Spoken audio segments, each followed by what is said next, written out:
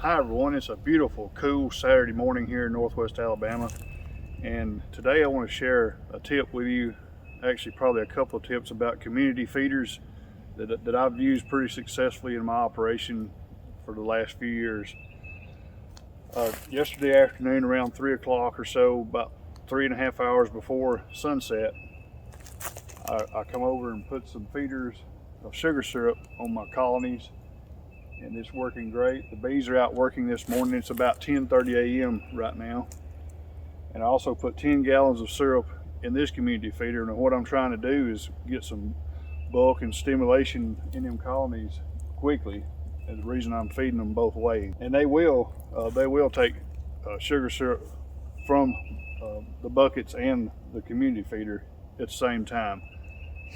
This will get weight on them a lot quicker once I get the bees to find it. Also, that's a slower regulation. I'll get a slower release over time. I have a certain amount of holes drilled in those buckets to regulate the amount of syrup they're getting, but I'm wanting to get a little bit on there quicker because even though I've been holding back, I now want to get them going forward pretty quickly. I need to help the bees to find this sugar syrup pretty quick, and I'm going to take advantage of what we mimic their pheromone with. And what I have here is lemongrass oil. This is the Now brand, if you can see this. This is all I've ever used in my swarm traps or anything to try to catch bees. So all I'm going to do is just put a couple of drops around. It don't take much. I'll even put a little bit on the tree here. This should help the bees find this pretty quick. Sometimes I put these community feeders out, and I've even had them out as high as a week, just 50 yards from the colonies, and they didn't find them, where the other yards they would find them within an hour or two. And most of the time that's what happens, but sometimes it seems like the bees need just a little bit of help. But generally the smell of that lemongrass oil is going to attract some bees to come over here and investigate, and then once they find that syrup, then it'll be game on. Another tip I can share about community feeders is the placement away from your colonies.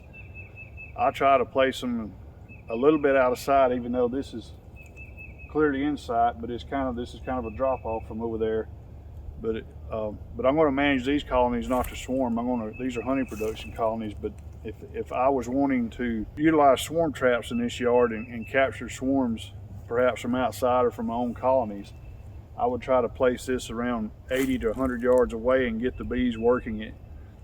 And I would try to place it within a reasonable 10-15 yard radius of where I was intending on putting a swarm trap. And the reason for that is some of those bees that are going to use this community feeder, whether it be from your own yard or from a surrounding area, and that's one of the drawbacks of using a community feeder. You may be feeding other bees in the area, but also when you place that swarm trap there, some of those bees are going to be scout bees. They're going to be looking for potential nest sites prior to swarm season. So if you have a swarm trap within reasonable distance of your community feeder, there's a good chance those scouts will find and investigate that, and you potentially can increase the odds of you catching a swarm in your trap if you're trying to trap in your yard, whether it be from your colonies or if you're trying to bring in a swarm from a surrounding area. I'm sure we all have bee trees not far from our bee yards. Due to us losing swarms, we never catch all of them, so that's a potential way to get some of them back.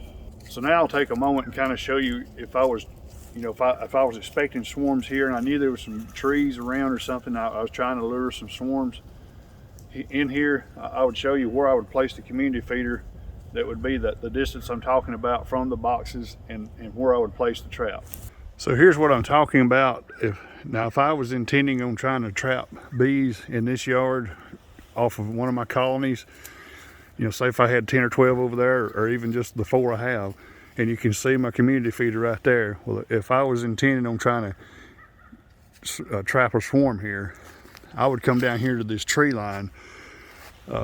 Swarms seem to be really attracted to tree lines, or at least scout bees are. I don't know if they use them for sight lines or what, but I have more success along tree lines in open areas when trapping swarms.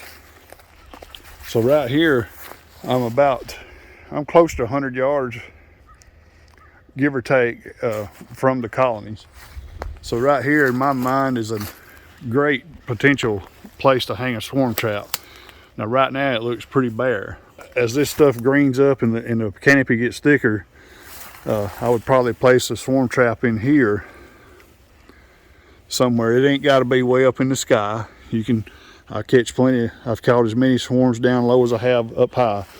In my experience, I've had good success with placing swarm traps in an area like this along a tree line where you have a clear flight path into a box. Just imagine there's a box right there, a swarm trap.